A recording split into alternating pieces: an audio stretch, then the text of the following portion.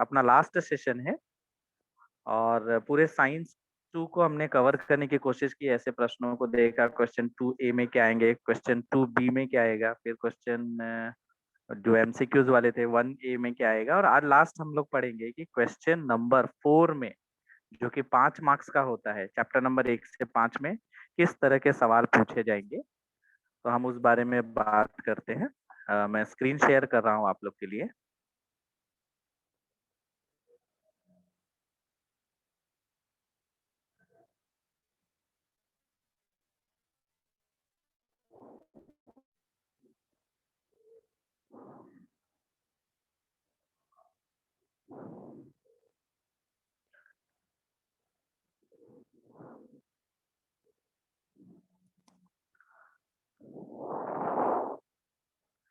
आज जो हमारा सेशन रहेगा वो है क्वेश्चन नंबर 4, चैप्टर है 1 से 5। 1 से 5 चैप्टर में आप ध्यान दीजिएगा कि 3 जो चैप्टर है, 3 पार्ट जो है, पहला, दूसरा और तीसरा, ये तीनों जीव विज्ञान यानी सजीवों के लिए है। और जो चौथा और पांचवा चैप्टर है वो पर्यावरण के ऊपर है। तो अगर हम 1 से 5 चैप्टर की बात करें तो इन 5 चैप्टर्स में से आपको देखिए क्वेश्चन नंबर 4 में 5 मार्क के लिए 2 सवाल आएंगे, 2 में से 1 लिखना है आपको। ठीक है, इन एक सवाल में आपको पक्का मिलेगा चैप्टर नंबर 1, 2, 3 में से कोई एक सवाल, गारंटीड है ये, क्योंकि इन्हीं में से वो सवाल बनते हैं, इन्हीं चैप्टर में से, chapter number 1, chapter number 2, chapter number 3।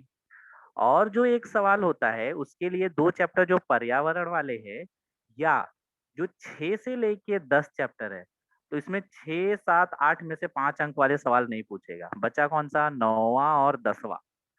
तो क्योंकि मेरा आज का जो पोर्शन है वो है चैप्टर नंबर 1 से 5, तो मैं 9वें 10वें के बारे में ज्यादा समय नहीं लूंगा। फिर भी मैं आपको कह रहा हूँ चैप्टर नंबर 9 और जो 10 है, 9 में है सामाजिक स्वास्थ्य और जो 10 है वो आपदा प्रबंधन है। तो 9 और 10 में अगर 5 मार्क का सवाल आया तो वो एकदम जनरल नॉलेज वाले सवाल होते हैं, जैसे कि भूकंप आया तो आप क्या करोगे, आग लग गई तो आप क्या करोगे, बाढ़ आई तो आप क्या करोगे, या कोई रोड पे एक्सीडेंट हो गया है क्या करोगे। इस तरह के जनरल नॉलेज वाले सवाल पूछते हैं। अगर वो आया तो बहुत अच्छी बात है, आप आसानी से आंसर लिखो। लेकिन अगर 8-9 से ना पूछ के आपको चैप्टर नंबर 1 से 5 के बीच में 5 मार्क्स वाले सवाल पूछे तो थोड़ा सा हमको पढ़ाई करने की जरूरत होती है। तो आज हम देखेंगे कि चैप्टर नंबर 1 से 5 में जो 5 अंक वाले सवाल होते हैं, क्वेश्चन नंबर 4 की बात कर रहा हूँ। तो सबसे पहले हम शुरू करते हैं चैप्टर नंबर 1। यहाँ पे आपको एक चित्र दिख रहा है, हो सकता है इसमें देखिए अलग अलग तरह के सवाल आते हैं। आपको देता है, आपको पैराग्राफ उसमें से क्वेश्चन आंसर जैसे ढूंढ के हो, उस तरह आ सकता है। कोई आकृति दे देगा और वो बोलेगा उसमें जो कम है या ज्यादा नाम है वो लिखो और उसके बारे में परिभाषा बताओ। इस तरह के सवाल पूछते हैं। तो मैं शुरू कर रहा हूँ चैप्टर नंबर 2 से। यहाँ पे आप देख सकते हैं, चैप्टर नंबर 1 है ये, कि आपको कुछ चित्र दिखाए जा रहे हैं। अब ये चित्र में क्या पूछेगा सवाल, वो कि आपको ये क्या दिखाई दे रहा है, या ये चित्र किससे संबंधित। तो अगर आप ध्यान देंगे तो मैंने यहाँ पे हेडिंग इसलिए आपके लिए रखा है कि हेडिंग में क्या रहेगा। आप देखिए यहाँ पे मैंने लास्ट में लिखा है, तो इसका नाम है बाह्य रूपीय आकार प्रमाण। ठीक है, और इसमें आपको बताना पड़ेगा कि इस चित्र को देख के हमको क्या समझ रहा है।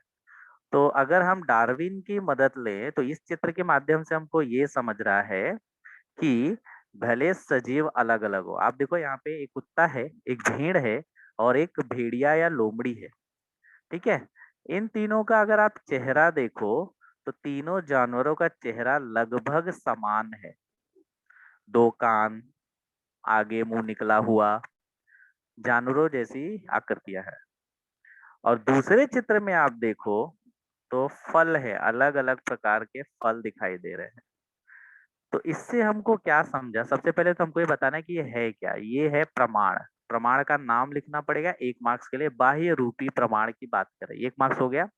अगला सवाल पूछेगा कि चित्र देख के आपको क्या समझ आ रहा है या आप क्या प्रमाण का सिद्धांत दे रहे हो। तो आप बोलेंगे चूंकि पहली और दूसरी आकृति में, पहली आकृति के तीनों चित्रों में पहली लाइन के एक कुत्ता, भेड़ और जो लोमड़ी है, तीनों जानवर है, लेकिन तीनों का परिवेश यानी रहने की जगह अलग होने के कारण उनमें थोड़े बहुत बदलाव आए हैं। लेकिन अगर हम ध्यान से देखें तो तीनों लगभग समान आकार के हैं, यानी देखने में एक जैसे हैं। उसी प्रकार दूसरी लाइन में जो तीन चित्र है, तीनों में अलग अलग फल भले ही हो, लेकिन फलों के पेड़ पे लटके रहने का तरीका और जिस तरह वो पेड़ पे पाए जाते हैं वनस्पतियों के बीचों में, और जिस तरह वो बनते हैं, फूल से फल बनते हैं, वो तरीका सेम है। तो ये हमको बता रहा है कि हम बाह्य रूपी प्रमाण इस तरह से सिद्ध कर सकते हैं। अगले चित्र में जाते हैं। तो आपको ऐसा चित्र देगा, दूसरा चित्र दे दिया मान लीजिए, इस चित्र में देख के आपको क्या समझ में आता है। तो यहाँ पे आपको सबसे पहले पूछेगा कि ये है क्या। तो आपको बताना है, अगर आपने पढ़ाई की है किताब में आप देखेंगे तो ये है जीवाश्म। 1 मार्क्स मिल गया। सबसे पहले सवाल पूछेगा, ये चित्र देगा और पहला सवाल पूछेगा ये क्या है। तो आंसर क्या है, ये जीवाश्म रूपी प्रमाण है। दूसरा क्वेश्चन पूछेगा कि जीवाश्म किसे कहते हैं। तो आपको आंसर लिखना पड़ेगा कि जीवाश्म वो होता है जब कोई सजीव जमीन के नीचे दब जाता है बहुत गहराई में, और बहुत अधिक दाब और तापमान यानी गर्मी के कारण उनका शरीर विघटित नहीं होता, सूक्ष्म जीव उनके शरीर को खा के खत्म नहीं कर पाते, वो पत्थर में बदल जाते हैं। इस प्रकार पूरे का पूरा शरीर, यहाँ पे आप देखेंगे कि एक तरह से सिर्फ मांस और त्वचा गायब हो जाएगी, लेकिन हड्डियां पूरी की पूरी तरह सुरक्षित हो जाती है, पत्थर की तरह हो जाती है। इस प्रकार जो शरीर मिलते हैं वो होते हैं जीवाश्म। तो आपको परिभाषा क्या लिखनी है, बहुत अधिक दाब के कारण, जब जमीन में दाब और गहराई तापमान के कारण कोई शरीर विघटित न होकर जीवाश्म में परिवर्तित हो जाता है, इसको बोलते हैं जीवाश्म रूपी प्रमाण। 2 मार्क्स का ये सवाल होता है, तो आपको टोटल 3 मार्क्स हो गए। अब जो बच्चे 2 मार्क्स से वो क्या पूछेगा कि जीवाश्म से क्या फायदा होता है। जीवाश्म से हमें अपने समय से लाखों साल पहले, हजारों साल पहले जो सजीव रहते थे उनकी संरचना कैसी थी, ये समझने में मदद मिलती है। उसके बाद एक सवाल और पूछेगा कि जीवाश्म से इनका आयु कैसे निकालते, तो आप याद रखना, कार्बन तिथि यानी C14, ये यार नाम याद रखना। जीवाश्म के ऊपर उम्र निकालने के लिए कार्बन 14 इस तकनीक का उपयोग करते हैं, जिसको इंग्लिश में कार्बन डेटिंग यानी हिंदी में कार्बन तिथि कहते हैं। तो पहले चैप्टर से देखो इस तरह के बड़े बड़े सवाल 5-5 मार्क के है, बहुत इजी जनरल नॉलेज टाइप के होते हैं, लेकिन बस आपको जानना है। नेक्स्ट चलते हैं तीसरी आकृति में। जैसे ये पूछा है कि चित्रों का निरीक्षण करके इन चित्रों की क्या विशेषताएं हैं आपको बतानी है। तो देखिए इस चित्र में ना 2 भाग है, भले पांचों चित्र आपको साथ में दिया है, लेकिन इस चित्र को आप अगर ध्यान से देखेंगे, थोड़ा सा पढ़ाते वक्त आपने ध्यान दिया होगा, तो ये चित्र के 2 भाग है। जो ऊपर वाला भाग है वह है अवशेषांक,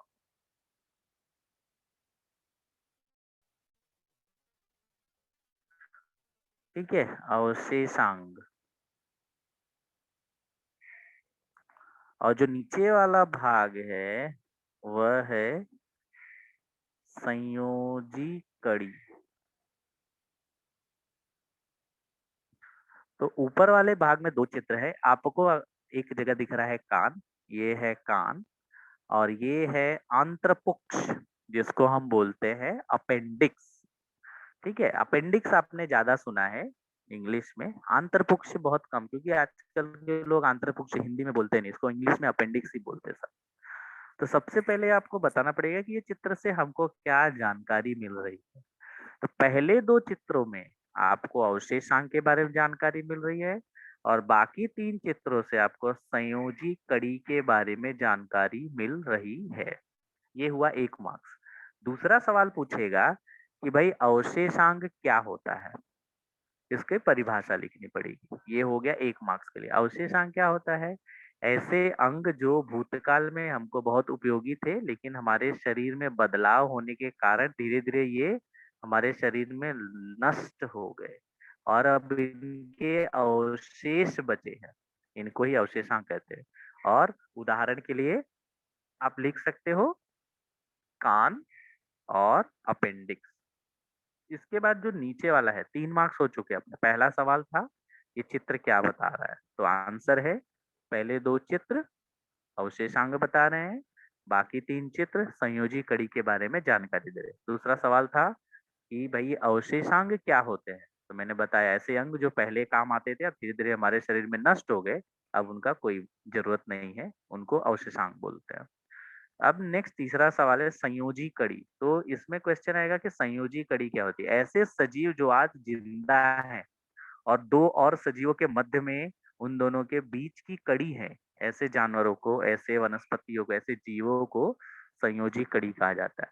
चौथा सवाल पूछेगा कि ये लोग कौन है जरा बताइए। तो पहला है डक बिल्ड प्लैटिपस। ये जो है इसका नाम है डक बिल्ड प्लैटिपस। इसका नाम है लंग फिश और इसका नाम है पेरिपेटस। फिर आता है कि संयोजी कड़ी का एक उदाहरण दो। तो आप किसी एक का दे सकते हैं, किताब में पूरा जानकारी दिया है। ये तीनों संयोजी कड़ी है अलग-अलग के। मैं यहाँ पे उदाहरण दे रहा हूँ डक बिल्ड प्लैटिपस का। तो डक बिल्ड प्लैटिपस जो है वो ध्यान से देखो, ये देखने में अगर इसका मुंह देखा जाए तो बत्तख जैसा है। ठीक है? अब बत्तख है पक्षी, पक्षी अंडे देते हैं।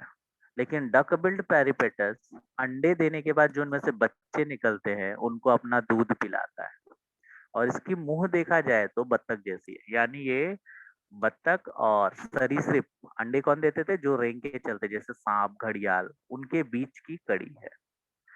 इस तरह से आपको अपना एक्सप्लेनेशन देना होगा। अगर मान लीजिए 5 मार्क्स के सवाल में 5 सवाल पूछा है, आपको 1-2 नहीं आ रहे, एटलीस्ट कुछ मार्क्स तो आप ले सकते हैं। तो अगर क्वेश्चन आंसर टाइप में आंसर है तो 5 में से जितना हो सके ज़्यादा से ज़्यादा सवालों के जवाब आप देते चलिए। अगला सवाल है चैप्टर नंबर 2 से। चैप्टर नंबर 2 में आप अगर ध्यान देंगे तो इसमें सिर्फ एक बात बार-बार कही गई है, वो है ग्लाइकोलाइसिस यानी ग्लूकोज का विघटन। हम जो खाना खाते हैं उससे हमको एनर्जी, ऊर्जा मिलती है। ये हम बचपन से सुनते आ रहे हैं। खाओगे तो ऊर्जा मिलेगी, खाना नहीं खाओगे तो थके-थके रहोगे। तो ये जो ऊर्जा है वो खाने से कैसे मिलती है? जब हम छोटे थे हमको लगता था कि जब हम खाना खा लेते हैं तो दाल, चावल, रोटी, सब्जी सब हमारे खून में बहने लगता है। लेकिन जैसे-जैसे धीरे-धीरे बड़े हुए हमने पढ़ाई की तब समझ में आया कि ऐसा नहीं होता है। हमारा खून अलग चीज़ है। जो भी हम खाना खाते हैं तो वो क्या होता है उसमें से पोषक पदार्थ खून में घुल जाते हैं। जैसे कार्बोज पदार्थ, प्रोटीन, वसा ये सब। और बाकी सारे मल द्वारा शरीर के बाहर निकाल दिए जाते हैं। तो अब इसमें देखो जो प्रक्रिया बताया गया है उसमें आप कुछ रिक्त डब्बे देख रहे होंगे। तो पहला ही आता है ये क्या बताया है? तो ये है ग्लाइकोलाइसिस यानी ग्लूकोज का विघटन प्रक्रिया है। या और शॉर्ट में आप बोल सकते हो कि यह क्रेब चक्र है। ठीक है? अब जो रिक्त डब्बे है वो आपको भरने रहेंगे। तो यहाँ पे मैंने आपको देखो वो जो था क्वेश्चन था उसको सही से करना था। तो ये सही से है। सबसे पहले क्या होता है अगर हमने कार्बोज पदार्थ खाया। कार्बोज पदार्थ क्या होते हैं? जैसे आलू, फल। फल में कार्बोज पदार्थ भी होता है और भी दूसरे शक्कर, चावल और कोई भी अनाज हम खाएंगे उसके अंदर क्या होता है? कार्बोज पदार्थ। कार्बोज पदार्थ खाएंगे तो ग्लूकोज का विघटन होगा। ग्लूकोज के विघटन होने से पायरुविक अम्ल बनेगा। यही चीज को आपको ना शब्दों में समझाना है जो आकृति में दिया है। अब ध्यान से देखो इस आकृति में कुछ गड़बड़ थी। तो पहले आपको आकृति को सीधा करना है, 2 मार्क्स इसके मिल गए। इस प्रक्रिया को समझाने के 2 मार्क्स मिल गए, 2 और 2 4 मार्क्स हो गए। और 1 मार्क्स पूछता है इसमें से कि भाई क्रेब चक्र क्या होता है, या पायरुविक अम्ल क्या होता है, या अमीनो अम्ल क्या होता है, स्निग्ध अम्ल क्या होता है। इसी चार्ट में से कोई एक सवाल पूछ लेगा। तो आप अगर देखें तो क्वेश्चन कुछ उल्टा सीधा था, इसको हमने एकदम सही से किया, तो इस तरह बना। ठीक है, मैं एक बार और प्ले कर रहा हूँ, देखिए। ये उल्टा था, क्रेब चक्र देखो नीचे है, और आंसर में देखो क्रेब चक्र बीच में आया है, ऊपर आया है। तो हम अभी बात करें कार्बोहाइड्रेट पदार्थ, यानी कार्बोज पदार्थ खाएंगे। तो कार्बोज पदार्थ मैंने बताया शक्कर में, फलों में, जो भी अनाज है वो सब में मिलता है। वो खाएंगे तो कोशिका के अंदर तंतु कणिका है, वहां पे ग्लूकोज का विघटन होता है, उससे हमको मिलता है पायरुविक अम्ल। पायरुविक अम्ल उससे क्या बनता है, एसिटिल कोएंजाइम बनेगा। और वो एसिटिल कोएंजाइम कहाँ जाता है, क्रेब चक्र में। क्रेब एक साइंटिस्ट है, वैज्ञानिक है, अभी हम आगे पढ़ेंगे इसके बारे में। और उससे हमको देखो ऊर्जा मिलती है। ये ऊर्जा क्या है, ये 5वां सवाल हो सकता है 1 मार्क का। ऊर्जा मतलब एटीपी। एटीपी का मतलब है एडिनोसिन ट्राई फॉस्फेट। ठीक है, कभी कभी एटीपी का पूरा नाम ऐसे भी पूछता है, एटीपी का पूरा नाम, ऊर्जा का पूरा नाम लिखिए। तो आपका आंसर क्या रहेगा, एडिनोसिन ट्राई फॉस्फेट, ये रहेगा। तो कार्बन डाइऑक्साइड, पानी, ये तो बनेंगे ही। और ऊर्जा, अब एक ध्यान देना, कार्बन डाइऑक्साइड जो नाक से बाहर निकलती वही है। पानी मतलब ऐसा बहेगा नहीं, पानी की भाप बनती है। और ऊर्जा का नाम क्या है, ऊर्जा है क्या, एडिनोसिन ट्राई फॉस्फेट, जिसको हम क्या बोलते हैं, एटीपी। तो इस तरह के सवाल आएंगे। आप देख सकते हैं दोनों में कितना फर्क है, 5 मार्क्स में पूछ सकता है। फिर जो लास्ट में बचा है, 2 और पदार्थ, यहाँ पे देखिए, वसा को छोड़ के स्निग्ध पदार्थ और प्रथिन। मान लीजिए हमको कार्बोज पदार्थ नहीं मिले, स्निग्ध यानी तेल वाला, जैसे वड़ा पाव आप बहुत चाव से खाते हो, उससे भी हम ऊर्जा बनाते हैं। तो जो स्निग्ध पदार्थ है, तेल, बटर, मक्खन, घी, ये वाले खाने अगर रहेंगे तो उससे हमारे बॉडी में क्या बनता है, स्निग्ध अम्ल। स्निग्ध अम्ल से क्या मिलता है, एसिटिल कोएंजाइम ए। और उससे फिर वापस से वही प्रक्रिया शुरू हो जाती है। मान लीजिए किसी ने ना तो तेल वाला खाना खाया ना कार्बोज वाला खाना खाया, उसने प्रोटीन खाया, जैसे मांस खाया, अंडा खाया, या कितने लोग जो बॉडी बिल्डर है वो प्रोटीन पाउडर होता है वो खाते हैं बॉडी बनाने के लिए। तो प्रोटीन भी हमारा शरीर क्या करता है, उससे अमीनो अम्ल बनाता है, अमीनो अम्ल से क्या बनता है, एसिटिल कोएंजाइम। और वापस से वही प्रक्रिया शुरू होके फाइनली हमको मिलेगा क्या, ऊर्जा।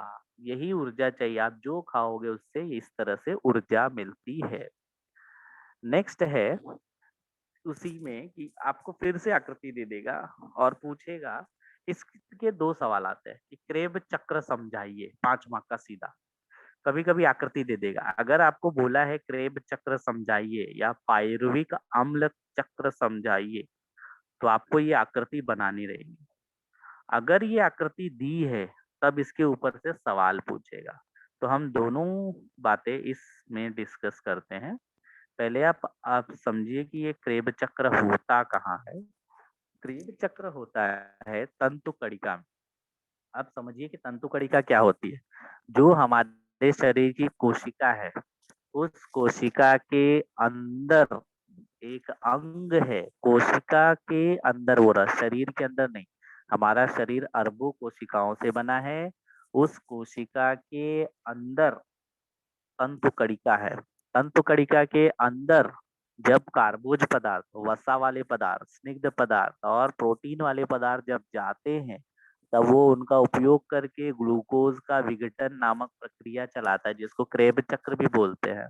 और उससे वो ऊर्जा बनाता है, जिसको हम एटीपी, एडिनोसिन ट्राई फॉस्फेट कहते हैं। तो ये इस तरह की बात हुई। अब तंतु कणिका और क्रेब चक्र समझा आपको। तो आकृति में आपको कम से कम 3 नाम सही लेने होंगे। तो तंतु कणिका, आंतरिक आवरण, क्रेब चक्र बता देंगे तो भी चलेगा। अब इस पे अगर सवाल आया तो कैसा पूछेगा, यहाँ देखिए, यहाँ है तंतु कणिका का क्या कार्य है।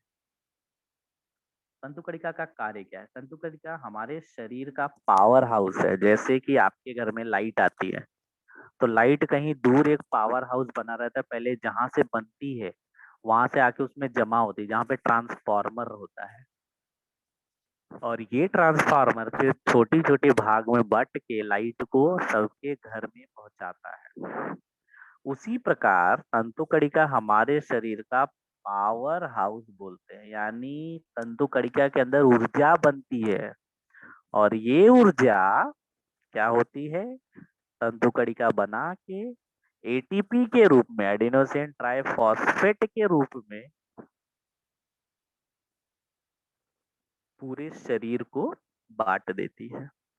अब एक चीज, ये एक मार्क का हुआ। दूसरा है कि भाई क्रेब चक्र क्या होता है? तो सबसे पहले क्रेब चक्र का दूसरा नाम हम समझेंगे। यहाँ पे देखिए 5वां सवाल में मैंने उसको कवर करने की कोशिश की है कि क्रेब चक्र या पायरविक अम्ल चक्र इसे क्यों कहते हैं। तो इस प्रक्रिया को क्रेब नाम के वैज्ञानिक ने ढूंढ के निकाला था, बताया था, इसलिए इसका नाम क्रेब चक्र पड़ा। और पायरविक अम्ल क्यों पड़ा? अभी आप ध्यान दो, इस चार्ट में आपको पायरविक अम्ल दिख रहा है, क्योंकि पायरविक अम्ल से शुरू होता है कौन? क्रेब चक्र। पायरविक अम्ल की वजह से क्रेब चक्र शुरू होता है, इसलिए इसका नाम पायरविक अम्ल चक्र भी रखते हैं। तो इतना समझा आपको? इस तरह के सवाल पूछ सकते हैं। अब जो तीसरा सवाल पूछा है, ग्लूकोज के विघटन से क्या मिलता है? मैंने आपको पहले भी बताया, ग्लूकोज के विघटन से हमको एटीपी, यानी पूरा नाम है एडिनोसिन ट्राइफॉस्फेट, मिलता है। अब आ जाते हैं 2 मार्क का जो इसमें पूछ सकता है, क्रेब चक्र क्या होता है? तो क्रेब चक्र में क्या होता है कि एक पायरविक अम्ल लिया, पायरविक अम्ल हमको बनाता है एसिटिल को एंजाइम।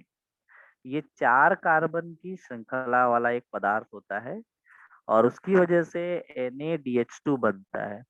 NADH2 क्या होता है? निकोटीना एडेनिन डाई न्यूक्लियोटाइड, इसका पूरा नाम है। ठीक है, और उसके जो कार्बन डाइऑक्साइड, और इस तरह ये बनते हैं फिर FADH2, जिसका नाम है flavin adenine dinucleotide, dihydroxy nucleotide. तो FADH2 हो गया। फिर उसके बाद ये क्या बनाएगा? ATP। एटीपी का पूरा नाम क्या है? Adenosine triphosphate. और फिर ये एटीपी, हमारा शरीर इसको ऊर्जा को यूज करता है और एटीपी को बदल देता है एडीपी में, एडिनोसिन डाइफॉस्फेट। इस प्रक्रिया को हम ऐसे समझ सकते हैं कि जैसे आपका मोबाइल है, आपके सॉकेट में से बिजली निकल के मोबाइल के अंदर जमा हो गई, यानी मोबाइल की बैटरी भर गई। फिर आप मोबाइल में उस बैटरी को पढ़ाई करने के लिए, गेम खेलने के लिए इस तरह यूज कर लेते हैं, तो मोबाइल हो गया डिस्चार्ज। तो एटीपी हो गया रिचार्ज, और एडीपी हो गया डिस्चार्ज।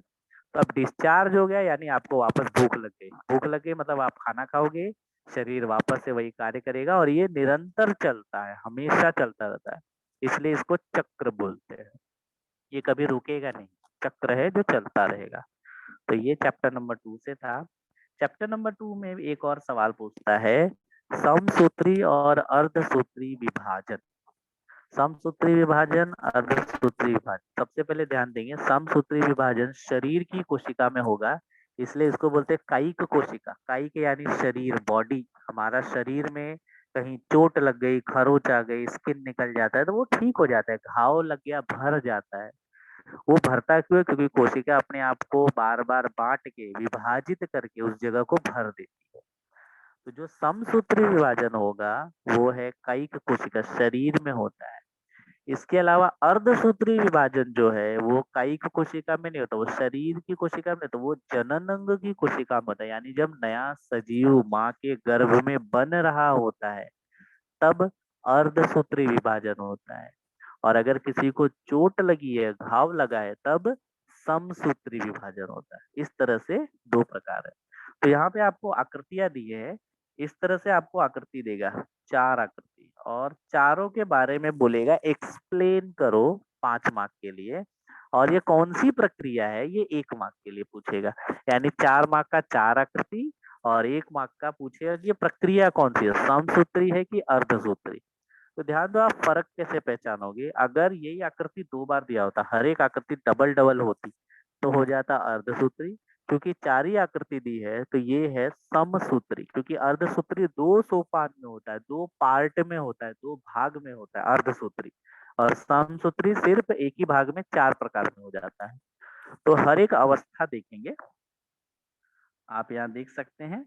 पूर्वावस्था यानी एकदम पहली अवस्था, उसके बाद मध्यावस्था, फिर पश्चावस्था और लास्ट में होता है अंत्यावस्था।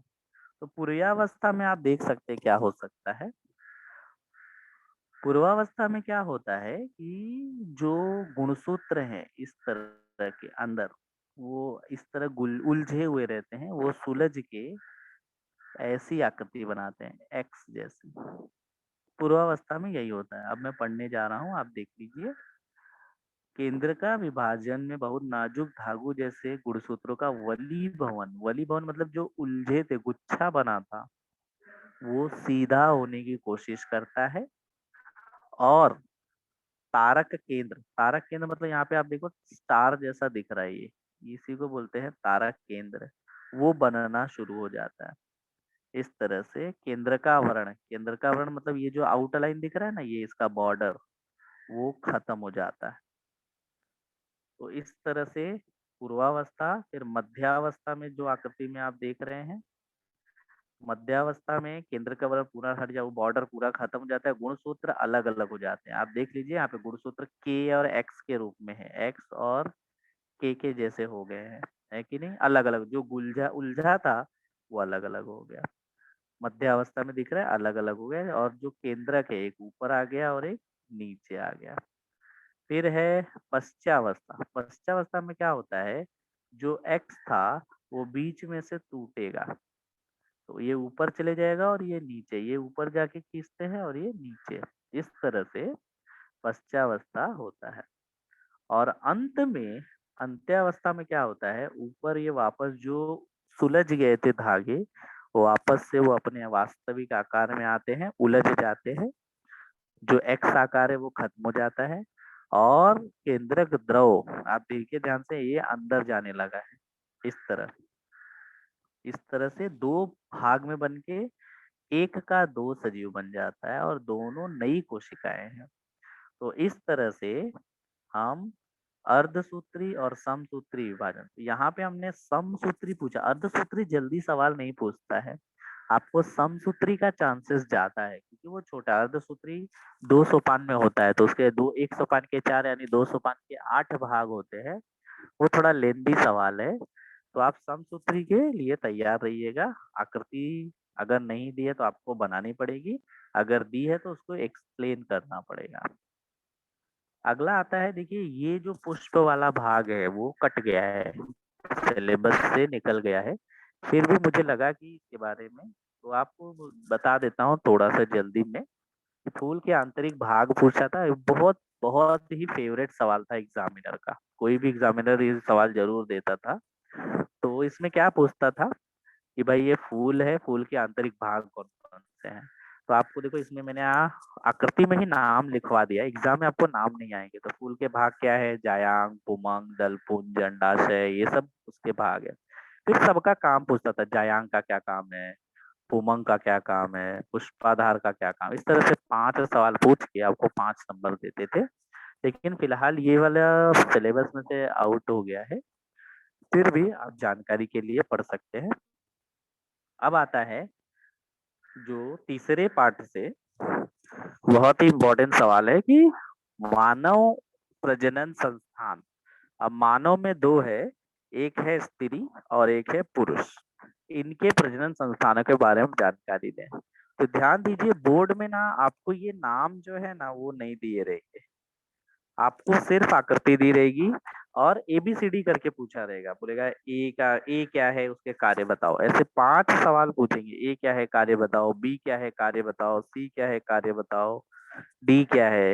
जैसे मान लो ए है मूत्राशय, तो मूत्राशय का क्या कार्य है। बी है शुक्राशय, अगर ये ए हुआ, सिर्फ आपको एग्जाम में ए लिखा रहेगा, आपको पहचानना है कि ए क्या होता है। फिर जैसे ये हो गया बी, तो बी का काम, फिर उसका हो गया सी, तो सी कहाँ है और उसका कार्य क्या है, इस तरह से 5 सवाल पूछे। इसके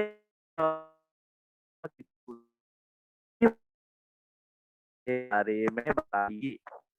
तो मानवीय पुरुष प्रजनन संस्थान जब आप बताएंगे तो पहले तो पूरी आकृति रखिए आप ध्यान से कम 4 नाम होने ही चाहिए। आपकी आकृति में कम से कम 4 नाम होने ही चाहिए, तब जाके आपको आकृति का एक या तो कहीं कहीं आकृति पे 2 मार्क्स मिलता है। नहीं तो अगर आपने आकृति बना दी, आकृति थोड़ी खराब रहेगी चलेगा, लेकिन नाम एकदम परफेक्ट होने चाहिए, क्योंकि सबका आकृति एकदम अच्छा नहीं बनता है, वो पता है हमको। तो आकृति थोड़ा टेढ़ा मेढ़ा चल जाएगा, लेकिन नाम परफेक्ट होने चाहिए। तो इस तरह से ये सवाल पूछता है। नेक्स्ट है सेम वही मैंने बताया, प्रजनन संस्थान में पुरुष भी पूछ सकता है, स्त्री भी पूछ सकता है। स्त्री वाला भी आया, यहाँ पे आप देखिए एक सवाल है, एक मिनट। स्त्री प्रजनन संस्थान के बारे में बताइए। तो यहाँ देखिए 4 नाम है, दिख रहा है 1 2 3 4, यही 4 पूछता है। इसको बोलेगा ए बताओ, B C D. A B C D क्या है वो बताओ। और ए बी सी डी बताने के बाद मैं आपको एक सैंपल दिखाता हूँ। उसमें पूछा है, ये देखिए, मानवीय स्त्री प्रजनन संस्थान की आकृति से स्पष्ट कीजिए। 5 मार्क के लिए पूछता है। कभी कभी एक लाइन में ये सवाल पूछ देगा और कभी कभी आकृति दे देगा। अगर इस तरह एक लाइन में पूछा है तब आपको आकृति बनानी है और वो चारों नाम तो जरूर लिखने हैं। 2 मार्क्स तो आकृति के हो जाते हैं, उसके बाद आप जो एक्सप्लेन करोगे उसके मार्क्स मिलते हैं। और अगर 5 मार्क का इस तरह पूछा आकृति देकर, तब आपको हर एक अंगों के बारे में एक्सप्लेन करना। अंडवाय नलिका क्या होती है, अंडाशय क्या होता है, गर्भाशय में क्या होता है, योनि क्या होता है, इस तरह से आपको एक्सप्लेन करना है। फिर एक आता है कि इस तरह की आकृति देंगे, ये है मासिक चक्र की आकृति। तो पहला ही सवाल पूछता है कि 7 की आकृति में क्या दर्शाया है। तो ये मानव स्त्री मासिक चक्र के बारे में समझाया है। और इसमें क्या होता है, कैसे होता है कि देखिए, तो 2 हार्मोन है, ईस्ट्रोजन प्रोजेस्टेरॉन निकलता है। ईस्ट्रोजन का श्रवण होता है, ल्यूटिनाइजिंग एलएच जिसको बोलते हैं, उसमें से डिम्ब बाहर आता है। ये 3-4 बातें जरूर बतानी है। कभी कभी पूछता है कि इसको नाम दे दिया, ए क्या है, बी क्या है, सी क्या हो रहा है, और ये जो डेट है उसको डी बोलेगा। ये दिन क्या बता रहे हैं, एक तारीख से लेके 28 तारीख तक के दिन क्या बता रहे हैं, इस तरह का बोलता है। अगला जो सवाल है ये हमने पढ़ लिया। पर्यावरण से मैंने बताया था, आपको पहले भी बोला था कि जो पाठ है 1 2 3 ये सजीवों से रिलेटेड सवाल आएंगे, इसलिए प्राणी और शरीर के ऊपर सवाल है। अब जो 4 और 5 है वो पर्यावरण को बचाने के वाले पाठ है, पर्यावरण को सुरक्षित करने वाले पाठ है, प्रदूषण को दूर करने वाले पाठ है। तो इसमें आएगा, इसमें जैसे आकृति दे दिया तो हर एक डब्बे का 1 मार्क्स होता है। 4 डब्बे है तो 4 मार्क्स हो गया। फिर एक और छोटा मोटा सवाल पूछ सकता है कि पर्यावरण क्यों बचाना चाहिए, ऐसा कुछ। तो इस तरह का आंसर देखो ये है, पर्यावरण बचाने की जरूरत क्यों है। पर्यावरण बचाएंगे तो हवा और भूमि प्रदूषण मुक्त हो जाएगा। जैव विविधता यानी अलग अलग पशु पक्षी पेड़ ये बचे रहेंगे, संवर्धन यानी बचे रहेंगे। अब अगली पीढ़ी को भी अच्छा जीवन मिलेगा। अगर हमने सारे पेड़ आज ही काट डाले तो होने वाले बच्चों को ऑक्सीजन नहीं मिलेगी, नदी का पानी नहीं मिलेगा, बारिश सही से नहीं मिलेगी। यानी अगली पीढ़ी को भी अच्छे से रहना है तो आज ही हमें बचाना पड़ेगा। तो उसके बाद प्राकृतिक प्रकृति को भी बचाना है ना, क्योंकि पेड़ नहीं रहेंगे तो जीवन नहीं रहेगा। इस प्रकार 4 के 4 मार्क्स मिलेंगे। फिर पर्यावरण क्यों बचाना चाहिए, आप अपने विचार लिखिए, ये सब भी पूछ सकते। अगला सवाल है जो वो है ऊर्जा निर्माण पे। ऊर्जा निर्माण यानी ऊर्जा को बचाना है। तो इस तरह की आकृति दे दी रहेगी और 4 आपको पूछेंगे, ए क्या है, ये बी क्या है, ये सी क्या है और ये डी क्या है। तो ए का नाम है कूलिंग टावर, कूलिंग टावर में क्या होता है, पानी ठंडा होता है। बी क्या है, चिमनी, जहां से ज्वलन के बाद जो धुआं निकला है वो निकल जाएगा। सी क्या है, सी का नाम है बॉयलर, बॉयलर में ईंधन और हवा की मदद से पानी को गर्म किया जाता है। बॉयलर, बॉईल यानी उबालना, पानी को उबाला जाता है। और डी क्या है? जनित्र है। जब ये भाप टरबाइन पे चलेगी तो जनित्र घूमेगा और डी ही आपको बिजली देगा। इस तरह ऊष्मीय ऊर्जा निर्मिति की रूपरेखा, कभी कभी आकृति बनाने भी बोलेगा, सिर्फ ये सवाल देगा और बोलेगा आकृति बनाओ, और कभी कभी एबीसीडी पूछता है। सेम ये है परमाणु ऊर्जा वाला। देखो दोनों में क्या फर्क है, ऊष्मीय ऊर्जा और परमाणु ऊर्जा में क्या फर्क है। ऊष्मीय ऊर्जा यानी कोयला जला के, पेट्रोल डीजल जला के ये भाप बनाते हैं। और परमाणु ऊर्जा में क्या फर्क है, परमाणु की ऊर्जा से पानी को भाप बनाते हैं, यानी परमाणु विस्फोट करके, नियंत्रित मात्रा में परमाणु विस्फोट करके इसकी ऊर्जा को पानी की भाप बनाने में उपयोग करते हैं। बाकी सारा कृत्य same है, इसमें भी बनाएगा। अगला सवाल है कि आपको पैराग्राफ देना है। पैराग्राफ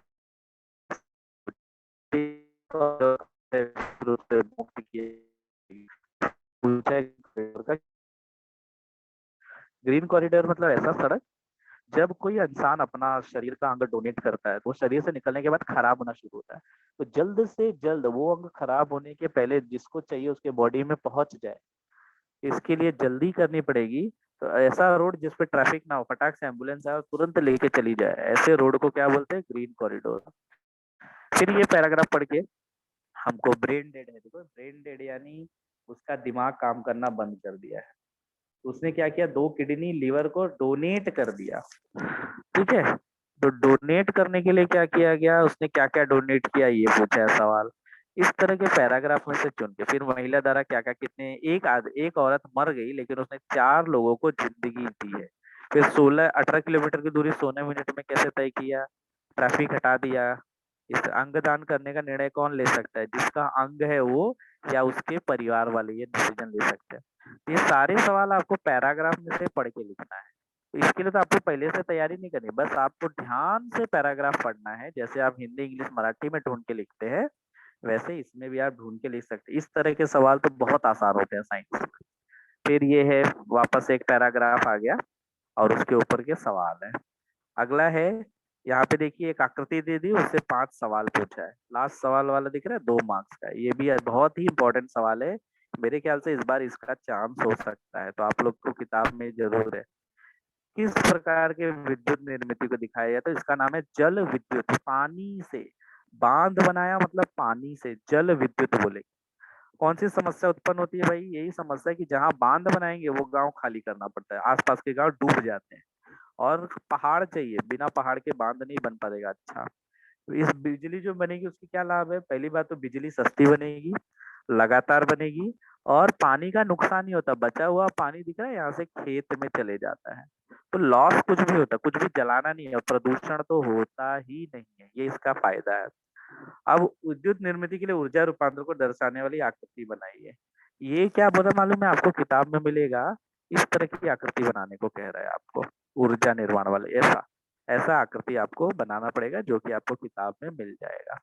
अगला सवाल है, ये एक बार बोर्ड में भी पूछा है कि कौन सी प्रक्रिया दिखाई दे रहा है। इस प्रक्रिया का नाम है नाभिकीय विखंडन। यहाँ पे देखो ध्यान से लिखा भी है, आपको पढ़ के जाने की भी जरूरत नहीं, आपको सवाल में ही आपका उत्तर मिल जाएगा। केंद्रीय विखंडन या नाभिकीय, इस अभिक्रिया का उपयोग परमाणु ऊर्जा भट्ठी में किया जाता है। किस तत्व का उपयोग कर रहे हैं, ध्यान से देखो, यहाँ पे लिखा है यूरेनियम। अगर आपको नाम नहीं पता ना, तो आप ये भी लिखेंगे तो चलेगा, 92 235 ये भी लिख देंगे तो भी आपका आंसर राइट है। फिर वापस से पैराग्राफ आ गया है, आप देख सकते हैं। मैंने बताया था आपको कि 8वां 9वां चैप्टर कवर नहीं कर रहा हूँ, उस पे इस तरह के सवाल आते हैं। मैंने आपके स्लाइड बनाने के लिए बताया है। एक पैराग्राफ दे देगा कि अच्छे समाज बनाने के लिए कौन से गुण चाहिए, तनाव यानी टेंशन से कैसे आप दूर हो सकते हो, ये सब आप पैराग्राफ में से कर सकते हैं।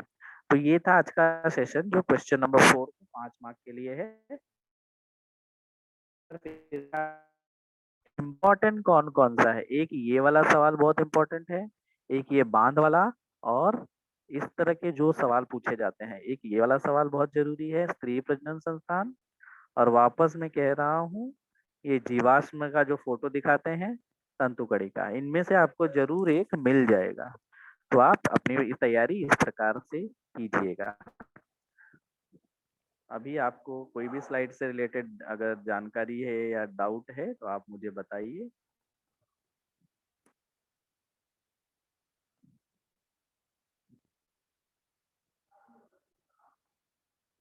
किसी को कोई शंका या कोई सुझाव है तो बोल सकते हैं।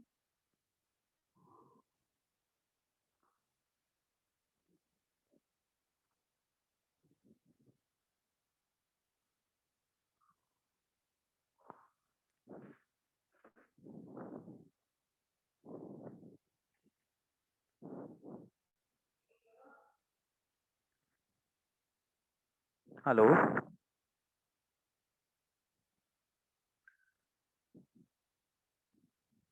किसी को कोई डाउट है, किसी क्वेश्चन है?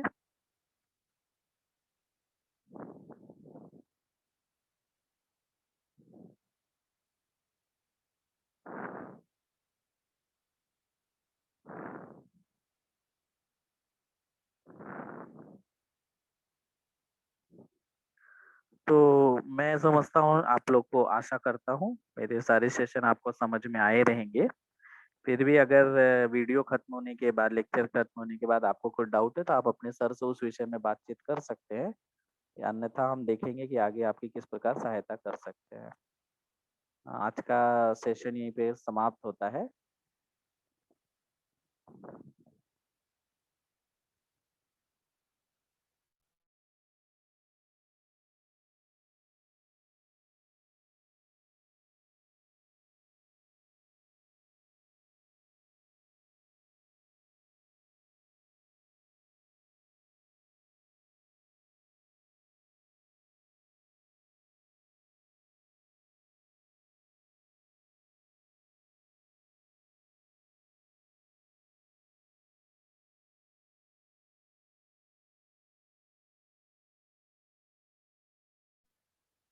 सर सब लीव हो सकते हैं।